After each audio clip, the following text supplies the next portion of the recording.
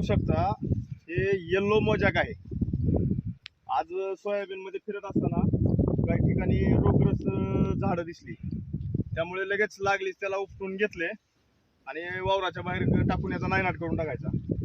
काय होणार, हे झाडं जर प्लॉटमध्ये जर दुसऱ्या सोयाबीन प्लॉटमध्ये येल्लो मोजॅकचा प्रसार होणार। येल्लो मोजॅकचा प्रसार थोडा थांबवण्यासाठी आपल्याला प्रतिबंधक उपाय म्हणून अशा प्रकारचे रोगग्रस्त झाडे काढून बांधाच्या बाहेर टाकून त्याची विल्हेवाट लावता येते। त्यामुळे आपण येल्लो मोजॅक बऱ्यापैकी कंट्रोल करू शकतो। आणि जर असे रोगग्रस्त झाडं दिसली तर बुरशीनाशकाचा योग्य बुरशीनाशकाचा वापर करावा, जेणेकरून आपल्या उत्पादनावर नुकसान होणार नाही।